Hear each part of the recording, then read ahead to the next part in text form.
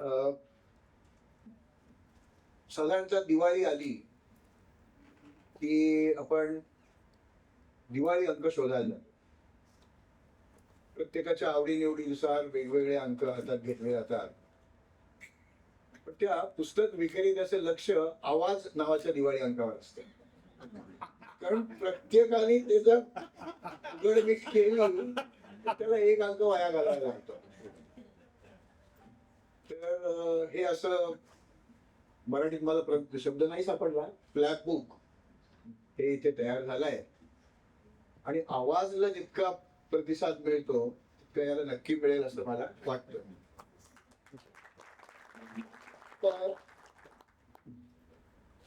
मला इथे का बोलावलं याच इंगित या स्टुडिओ द गड मध्ये आहे. म्हणजे कसं की द गड हे जे काय आहे त्यांनी दुसरा कुठलाही माणूस मिळाला नाही म्हणून मला बोलावलं. आणि याचा दुसरा भाग असा की मी म्हणजे माझं जे विशेष अभ्यासाचा विषय आहे तो लक्षावधी कोट्यवधी वर्षांपूर्वीच्या वनस्पतींच्या जीवाश्मांचा म्हणजे दगडांचा अभ्यास हा माझं स्पेशलायझेशन आहे. तेव्हा दगडच निवडला त्यांनी. असं आता काय झालं याच्यात एक थोडी चूक झाली. यांनी पुलाव श्रीखंड आधी वाढलं आणि मग ताजमहालाला मारलं. त्यामुळे आता शेटे सरांच्या व्याख्यानाला बऱ्याच टाळ्या मिळाल्या. मला थोड्या वेळाने टाळ्या मिळणार आहे आता बाद झालं म्हणून पुण्याची खासियत आहे. मुळामध्ये किल्ल्यांवर लिहायला बोलायला पाहिजे कशाला? ज्या वेळेला पोटात बॉम्ब घेऊन विमान उडालं आकाशामध्ये त्या सगळ्या किल्ल्यांचं महत्व संपलं. मग अशा महत्व संपलेल्या गोष्टींचं आपण उदो उदो कशा करता करायचा हा प्रश्न कोणाच्याही मनात येणं अगदी स्वाभाविक आहे. पण आता आपण शेटे सरांचं व्याख्यान ऐकलं त्याच्यामध्ये आपल्या लक्षात आलं की आपल्या गौरवशाली इतिहासाचे जे साक्षीदार होते त्यांच्यापासून आपल्याला जर स्फूर्ती घ्यायची असेल तर या किल्ल्यांवर जायला पाहिजे. त्यामुळे आज जरी त्या गोष्टीचा उपयोग नसला तरी त्यांचा अभ्यास करणं त्यांच्यापासून प्रेरणा घेणं हे खूप महत्वाचं आहे. आणि मी आपल्या सगळ्यांना एक गोष्ट नक्की सांगू इच्छितो ती म्हणजे महाराष्ट्र आणि महाराष्ट्रात आलेला राहिलेला जन्मलेला प्रत्येक माणूस इतका भाग्यवान आहे की लोकांनी त्याचा हेवाच करावा. महाराष्ट्रात आहेत तसे तितक्या वैविध्यपूर्ण आणि तितक्या संख्येने हे सुधारायलाच पाहिजे. ठीक आहे येतोय मागे मी धरू कसं ठीक आहे. नाही कुठची गोष्ट धरून बसायची मला सवय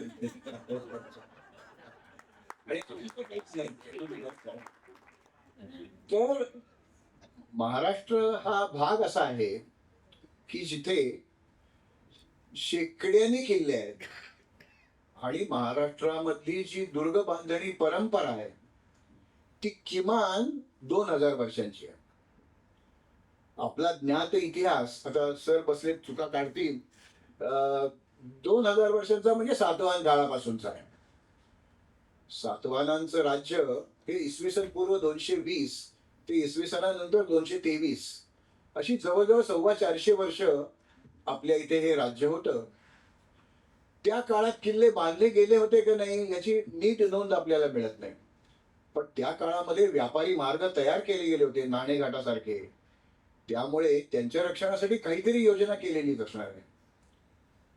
त्याच्यानंतर आपण खूप मोठी उडी घेऊन एकदम 1000 वर्ष पुढे गेलो, राष्ट्रकुटांच्या काळामध्ये गेलो. ही पाताळेश्वरची लेणी राष्ट्रकुटांच्या काळातली आहेत. तर त्यावेळेला तर निश्चित वेळा किल्ले बांधलेले होते. महाराष्ट्रातला एक अद्वितीय असा भुईकोट आहे कंधारचा किल्ला. तर हा नांदेड जिल्ह्यात आहे आणि त्याची निर्मिती राष्ट्रकुटांनी केल्याची आपल्याला नोंद मिळते. शिलालेख आहेत तसे. ते जगतुंग सागर म्हणून एक मोठा तलाव आहे.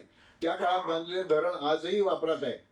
त्याच्यावर सिंचन आहे. शेकडो हेक्टर जमीन त्याच्या ओलिताखाली आलेली आहे. तर असं प्रत्येक डायनेस्टीचं मी सांगत नाही बसणार, पण अनेक राजवंशांनी इथे किल्ले बांधले. ज्याला आपण मध्ययुग म्हणतो. साधारणतः 12व्या शतकापासून 17व्या 18व्या शतकापर्यंत याला आपण, प्रत्येक देशाचं मध्ययुग वेगळं असेल, पण आपलं हे मध्ययुग आहे. त्या जगामध्ये मध्ययुगामध्ये सगळीकडे किल्ले बांधले गेलेले आहेत. मग ते आफ्रिका असेल, दक्षिण अमेरिका असेल, उत्तर अमेरिका असेल, युरोप असेल, आशिया असेल, सगळीकडे. महाराष्ट्राचं वेगळं वेगळं पण तुम्ही काय सांगताय आम्हाला? तर ते असं की महाराष्ट्रामध्ये वेगवेगळ्या लोकांनी येऊन किल्ले बांधले आणि आपापल्या पद्धतीने ते किल्ले बांधलेले आहेत. म्हणजे उत्तरेमधले मोगल आणि दक्षिणेमधले बहमनी यांच्या पदरी मध्य आशियातली अनेक मंडळी इथे येऊन राहिली होती.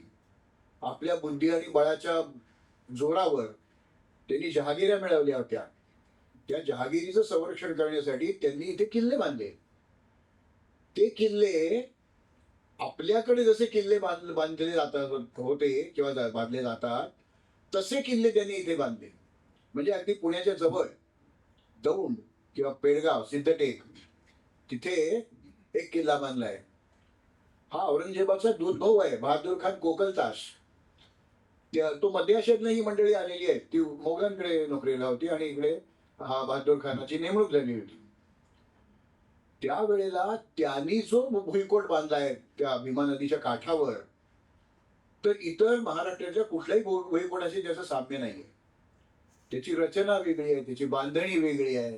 कारण ती मध्य आशियात जशी असते तशी आहे. आपल्याला मध्य आशियातले किल्ले पाहायला तिकडे जायला लागत नाही, आपल्याकडे आहे. आफ्रिकेतल्या लोकांनी येऊन इथे किल्ले बांधले, ज्याला आपण हॉर्न ऑफ आफ्रिका असं म्हणतो. म्हणजे सध्याचे सोमालियन ते चाचे बिसे, तर ते सोमालिया, इरिट्रिया, इथिओपिया हे सगळे जे देश आहेत, त्या भागामधली काही मंडळी त्यावेळेला इकडे आली. इथली काही फार अत्यंत बुद्धिमान होती. आपल्या देशाच्या उत्कर्षासाठी त्यांनी काम केलेलं आहे. मग त्यात मोहम्मद गावान असेल किंवा सिद्धी अंबर असेल, ही सगळी मंडळी आहेत. पण त्यातल्या आफ्रिकन लोकांनी येऊन, आपण ज्याला मुरुड जंजिरा म्हणतो, तो जजिरे मेहरू असं त्याचं नाव आहे, पण जंजिरा म्हणजे पाण्यातला किल्ला. तर त्या जलदुर्गाची बांधणी आफ्रिकन लोकांनी केलेली आहे. किंवा खांदेरी उंदेरी हे महाराजांच्या आयुष्यातलं खूप मोठं प्रकरण आहे. तर आणि महाराज म्हणजे शिवाजी महाराज मला म्हणायचं आहे. हा, तर त्याच्यामध्ये त्यांनी हा उंदेरी किल्ला त्या आफ्रिकन लोकांनी बांधलेला आहे. त्याची बांधणी इतर किल्ल्यांपेक्षा वेगळी आहे, सागरी दुर्गांपेक्षा वेगळी आहे. पोर्तुगीज लोकांनी इथे येऊन किल्ले बांधले. म्हणजे ज्याला आपण पालघर आणि ठाणे जिल्हा म्हणतो, किंवा मुंबई सुद्धा, मुंबई उपनगर, या 4 जिल्ह्यांमध्ये, म्हणजे उत्तर फिरंगाण ज्याला म्हटलं जातं, किंवा गोवा. आज जरी गोवा महाराष्ट्राचा भाग नसला तरी तो महाराष्ट्राचाच भाग आहे. तर तिथे अनेक किल्ले बांधले आणि या प्रत्येक किल्ल्याची बांधणी पोर्तुगीज पद्धतीची आहे. त्यातले अगदी उत्तम उदाहरण म्हणजे वसईचा किल्ला आहे किंवा रेवदंड्याचा किल्ला आहे, चौल रेवदंड, अलिबाग जवळचं. तिथे पोर्तुगीजांच्या दुर्ग बांधणीचे परमोच्च आविष्कार आपल्याला बघायला मिळतात. ते काय आहे हे मी आता सांगायला सुरुवात नाही करणार, कारण मला घड्याळाकडनं टाळही वाजू शकतील, थांबा आता म्हणून. तर त्या ठिकाणी पोर्तुगीजांनी बांधलेले किल्ले आहेत. मुंबईमधला fort George, saint fort George, तर तो जो आहे तो ब्रिटिशांनी बांधलेला किल्ला आहे. किंवा डच लोकांनी महाराष्ट्रात किल्ला बांधलेला आहे. डचांच्या संदर्भात वेंगुर्लेची, ज्याला डचांची वकार म्हटलं, तो भुईकोट किल्ला आहे. मी त्याचा खंदक पाहिलेला आहे, आता तो बुजवलाय. पण त्याला बुरुज आहे, तट आहे, चर्या आहेत, फांजी आहेत, सगळं आहे, रेवणी आहे, सगळं. आता हे सगळे शब्द जातील. हे भाग नंबर 2 बुक 1 आहे. तर बुक 2 साठी हे विषय आहे, किल्ल्याची परिभाषा. ते होईल कदाचित. तर तिथे हे सगळं बघायला मिळतं. असं जगात कुठेही झालेलं नाहीये. मध्य आशियातल्या लोकांनी किल्ले बांधले, आफ्रिकन लोकांनी किल्ले बांधले, युरोपियन लोकांनी किल्ले बांधले. भारतीय सगळ्या राजवंशांनी तर महाराष्ट्र किल्ले बांधलेलेच आहेत. असं जगात कुठे झालं नाही. त्या प्रदेशात आपला जन्म झाला आणि किल्ल्याशी ज्याचं नाव अतूटतेने आहे जोडलेलं, ते शिवाजी महाराजांच्या प्रदेशामध्ये आपण त्यांचा वारसा सांगत जन्माला येतोय, जगतोय, वाढतोय. म्हणून आपण खूप सुदैवी आहोत. हे सगळं आपल्याला पाहता येतं. आणि शिवाजी महाराजांनी बांधलेले किल्ले आणि इतरांनी बांधलेले किल्ले, म्हणजे एक तराजू घेतला, एकामध्ये शिवाजी महाराजांनी बांधलेला किल्ला टाकला आणि दुसऱ्यामध्ये इतरांनी बांधलेले सगळे किल्ले टाकले, तरी शिवाजी महाराजांनी बांधलेल्या किल्ल्याचं वेगळेपण, त्याचं दुर्गमत्व, त्याचं वैशिष्ट्य. कारण मगाशी शेटे सरांनी सांगितलं की अब्रू विकून टिकवलेले किल्ले म्हणजे ते संगमरवरी लाल दगडाचे किंवा आणखीन काही पिवळ्या दगडाचेही आहेत. तर ते किल्ले तिथल्या सत्ताधीशांशी नमतं घेऊन अत्यंत वाईट अटी मान्य करून ते टिकवलेले किल्ले आहेत. एकाही किल्ल्यावर तोफगोळ्याचा मारा झालेला दिसत नाही आपल्याला, कारण ते किल्ले नाहीच आहे. They are fortified palaces. म्हणजे एखादा राजा किंवा राजवंश किंवा प्रबळ माणूस त्यांनी स्वतःसाठी राजवाडा बांधावा, त्याच्या संरक्षणासाठी घातलेली ती तटबंदी आहे. पण महाराष्ट्रातले किल्ले हे लढाऊ किल्ले आहेत, फायटिंग फोर्ट्स आहेत. त्यामुळे सर जसं म्हणाले तसं एखादा बुरुज पडलेला दिसला मला तर तो मला जास्त अभिमानाचा वाटतो. कारण एखाद्या सैनिकाला, एखाद्या पैलवानाच्याच अंगावर आपल्याला जखमा दिसणार आहेत. जो घरातच एसी लावून बसलेला आहे त्याला काही जखम होणारच नाही ना. तर त्या किल्ल्यांवर असे तोफगोळे आपटले नाहीत म्हणून त्यांचे बुरुज पडले नाहीत. आमचे बुरुज पडले, आमची दरवाजे त्याचे नाहीसे झाले असतील, पण तिथे आमचा इतिहास घडलाय आणि तो इतिहास पुढच्याही पिढ्यांनी गौरवाने सांगावा असा इतिहास तिथे घडलेला आहे. म्हणून आम्हाला हे पडके दोन धडके किल्ले जास्त अभिमानाचे वाटतात. ते दिल्ली, आग्रा, ग्वाल्हेर नाही मला कधी वाटत. मी हे सगळे किल्ले पाहिले. एकदा मी असंच तिथे गेलो होतो, त्यावेळेला माझ्या असं लक्षात आलं की अरे इथे एक गोष्ट नाहीये जी आमच्याकडच्या किल्ल्यांवर आहे. मी तिथे गाईड्स केलेले होते, कारण पटकन किल्ला पाहिजे तर गाईड करणं चांगलं आणि मग आपल्याला जे पाहिजे ते गाईडचं काम संपलं की मग आपण आपल्या दृष्टीने पाहायचं. मी ग्वाल्हेरच्या किल्ल्यामध्ये, दिल्लीच्या किल्ल्यामध्ये, आता दिल्लीच्या सगळ्या किल्ल्यात जाऊ देत नाही, जो काही भाग दाखवला जातो तो आग्र्याच्या किल्ल्यामध्ये मी गेलो आणि ते किल्ला गाईड बरोबर पाहिला. ते गाईडला विचारलं इथे टॉयलेट्स कुठे आहेत. आता एवढा वेळ हिंड्यावर लागला असेल काही निसर्गविधी. तर त्या गाईड्स नाही ते असलं काही नाहीये. मग मी आग्र्याच्या किल्ल्यात जरा वेगळा अनुभव आला. आग्र्याच्या किल्ल्यामध्ये मी ज्यावेळेला म्हटलं की अरे इथे मला टॉयलेट्स कुठे आहेत, तो म्हणला तिथे समोर भिंत आहे ना, त्या भिंतीच्या पलीकडे. मी गेलो आणि लगेच परत आलो. तो म्हणला का अस्वच्छ होतं का, मी रिपोर्ट करतो. म्हटलं नाही नाही, मला नाही जायचं, हे कमोड आणि हे याच्यात नाही मला जायचं. तुमचा बादशाह सकाळी पुढे राहत होता. आणि असं बघितलं माझ्याकडे, येरवडा पुन्हा जवळ आहे, त्याला माहिती असेल मला. तर त्याने मग मला विचारलं तुम्ही असं का विचारलं. म्हटलं मी ज्या वेळेला महाराष्ट्रातले शिवनिर्मित किल्ले दाखवायला जातो तेव्हा तिथले टॉयलेट्स आवर्जून दाखवतो. कारण पाट्या न लावता हगिंदरी मुक्त महाराष्ट्र होता. तर आणि रायगडावर तर मी इतके वेळा गेलोय सर, तर त्याचे रायगड मंडळाच्या त्या मंडळाच्या कार्यकारिणीवर सभासद आहे. मी लोकांना तिथे ते टॉयलेट दाखवायला घेऊनच जातो. कारण त्या याच्यामध्ये आपण एखाद्या ठिकाणी जर स्वच्छतागृह बांधलं तर ते कदाचित केव्हा तरी तुंबू शकेल, त्यातनं गॅसेस येतील, घाण वास येईल. तर तो जावा म्हणून जे व्हेंट पाईप्स असतात ना, ही व्हेंट पाईपची कल्पना 150-200 वर्षापूर्वीचीच आहे बरं का. रायगडावर 300-350 वर्षापूर्वी जे बांधकाम केलंय त्यात व्हेंट पाईप्स आहेत. मग आम्ही हे नाही का दाखवायचं. आमचा राजा या इतक्या बारीक सारी गोष्टीकडे लक्ष देत होता. एक मी बऱ्याच पाश्चात्य लोकांना पण किल्ले दाखवले. ते गोरे होते, पांढऱ्या कातडीचे होते म्हणून नाही दाखवले, ते अभ्यासक होते म्हणून दाखवले. ज्या वेळेला मी व्हर्जिनिया फास नावाची एक महिला विदुषी. फोर्स ऑफ इंडिया नावाचं चांगलं 800 पानाचं पुस्तक आहे त्यांचं आणि फाईलपेक्षा मोठ्या आकाराचं पुस्तक आहे ते. मी राजगडला त्यांना घेऊन गेलो होतो. त्या राजगडवरनं आम्ही खाली आलो.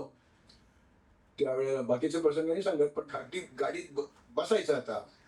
त्या पालखुर्दला गाडी लावली होती आमच्या सूर्यकांत भोसलेच्या दारात. ते बाईने दार उघडलं आणि पटकन बंद केलं आणि अशी मागे बघायला लागली. म्हटलं बहुतेक या बाईचा मोबाईल किंवा पर्स वर राहिली. ते तर सांगणार ते वरनं जाऊन घेऊन या. आणि संध्याकाळ आली होती. तर ती मला म्हणाली, असं मागे बघत म्हणाली, listen professor, this is not at all a fort, it is a king of forts. I never dreamed a fort like दिस.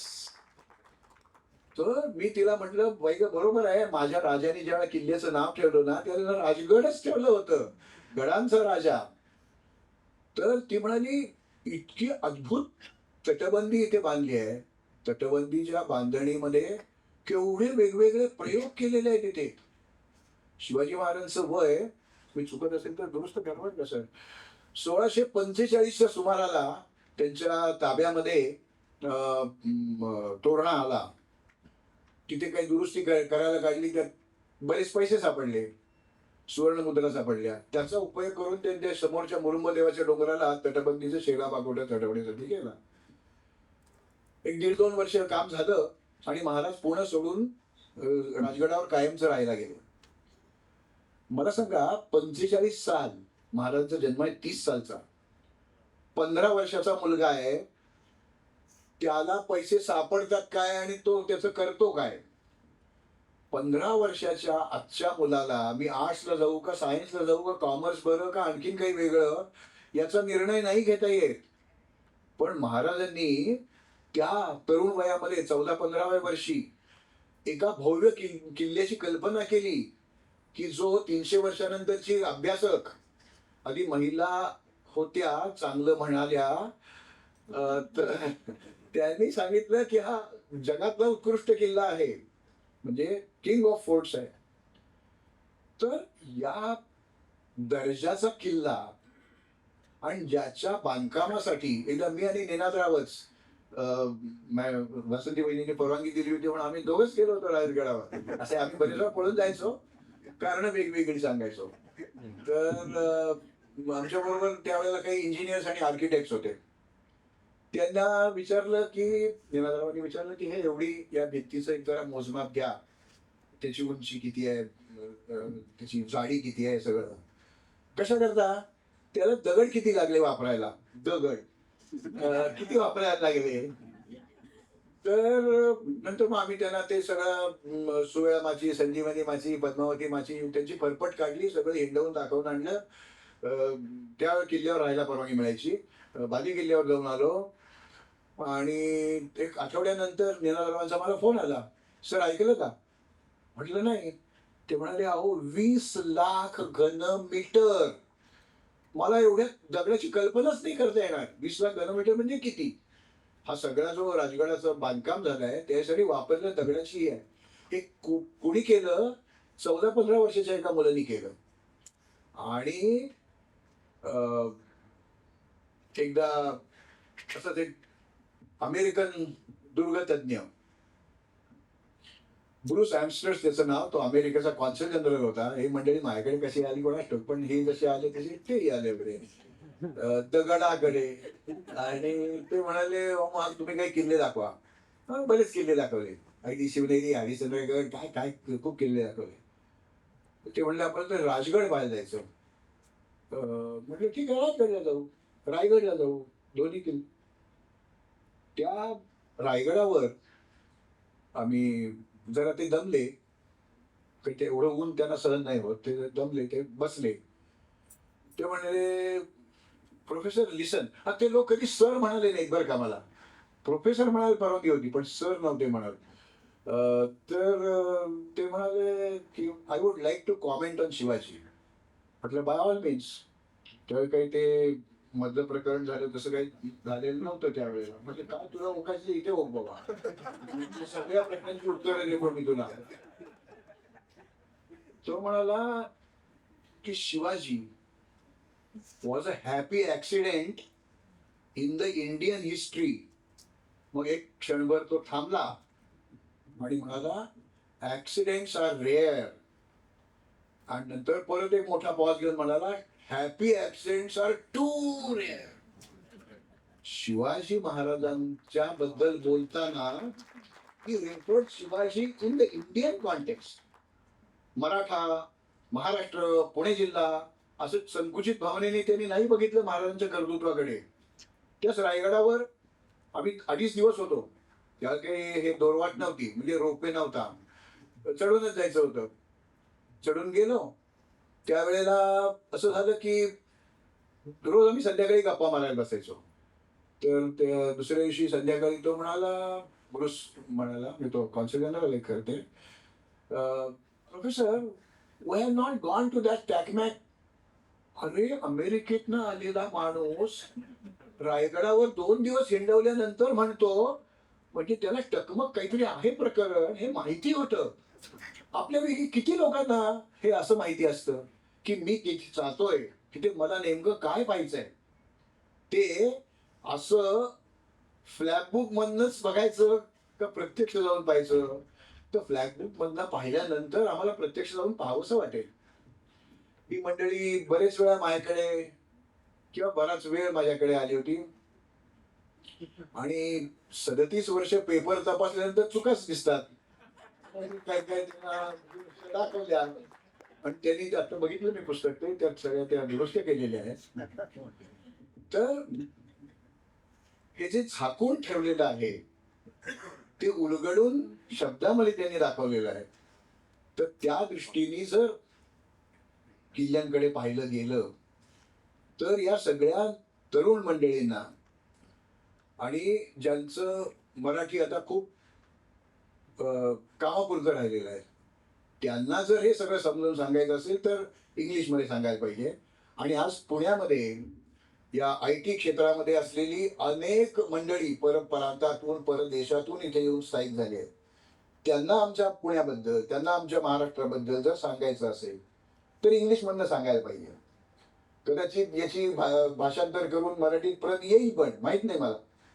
म्हणजे माझ्याकडे जी काही माझी स्वतःची जी ग्रंथसंग्रह आहे तो एक 4-5 हजार पुस्तकांचा आहे. किल्ल्यांवरची पुस्तकं दीड एक हजार माझ्याकडे आहेत. रायगडावर नुसती पुस्तकं 50 पेक्षा जास्त माझ्याकडे आहेत. तर त्यात आणि मागे एकदा माझं त्या युट्यूबवर झालं होतं आपल्या पांडुरंगराव बलकवड्यांच्या षष्टपदी निमित्ताने दुर्ग भ्रमंती काल आज आणि उद्या. तर त्यात मी हा मुद्दा घातला नव्हता फ्लॅग बुक्सचा. आता जर परत कोणी मला विचारलं तर मी सांगेन या सगळ्या पुस्तकांपेक्षा एक वेगळं पुस्तक माझ्याकडे आता आहे, हे मी घेऊन जायचंय. फ्लॅग बुक आहे आणि हे बुक 1 आहे. त्यामुळे ही एक मालिका, एक संच 1 2 3 4 असं ते येईल आणि त्यासाठी तुम्ही सांगाल ती मदत मी केव्हाही करायला तयार आहे. बरोबर. याच्यामध्ये गिरिदुर्ग घेतलेला आहे, डोंगरी किल्ला घेतलेला आहे, हिल फोर्ट आहे, अजून भुईकोट आहेत, अजून समुद्रातले किल्ले आहेत. त्यामुळे वाव खूप आहे. आणि या पुस्तकाच्या खपानंतर तुम्हाला प्रतिसाद कसा आहे नक्की कळणार आहे. त्यामुळे पुढच्या पुस्तकांसाठी तुम्हाला वेगळं आणखी प्रोत्साहन कोणी द्यायची गरज नाहीये. एक एक मला दिलेल्या मिनिटांप्रमाणे तर एक खूप छान उपक्रम या मंडळींनी केलाय आणि त्याच्या ज्या प्रसव वेदना होत्या त्या आपल्याला त्यांनी सांगितलेल्या आहेत. त्यामुळे पुढच्या वेळेला एवढं नाही ते होईल व्यवस्थित. तर तुम्ही अत्यंत उत्तम काम केलेलं आहे. दुर्ग साहित्यामध्ये एक वेगळी भर टाकलेली आहे. महाराष्ट्रातल्या किल्ल्यांबद्दल इंग्लिशमध्ये फार थोडं लिहिलं गेलेलं आहे. म्हणजे माझ्याकडे 15-20 पुस्तकं असतील इंग्लिशमध्ये लिहिलेली. तर हे खूप वेगळं दालन तुम्ही उघडून लोकांसाठी दिलेलं आहे. आता याचं ते नाव आहे नो युअर फोर्ट्स. तर मला मी माझ्या नातवासाठी एक पुस्तक आणून दिलं होतं. नातीसाठी पण दिलं होतं. तर टेल मी वाय, मोर टेल मी वाय, स्टील मोर टेल मी वाय, हे असं कथा इथे संपत नाही. असंच आहे हे. त्यामुळे हे न संपणारं काम तुम्ही हात घातलेला आहे, ते तडीला लावा असं. आणि त्यासाठी तुम्हाला लक्ष लक्ष शुभेच्छा. आणि मला या कार्यक्रमाला बोलावलं म्हणजे खूप माझा सन्मान झाला. त्याच्यासाठी या सगळ्या लोकांचे आभार मला मानायचे. या दुर्ग साहित्यात भर घातल्याबद्दल, मला या कार्यक्रमाला बोलावल्याबद्दल, आणि शेटे सरांचं इतकं ओजस्वी भाषण झाल्यानंतर तुम्ही माझं ऐकून घेतल्याबद्दल. त्यामुळे त्याच्यासाठी माझ्याकडे एकच शब्द आहे आभार मानण्यासाठी, तो म्हणजे धन्यवाद. तुमच्या पुढे बोलून मी धन्य झालो यात वाद नाही.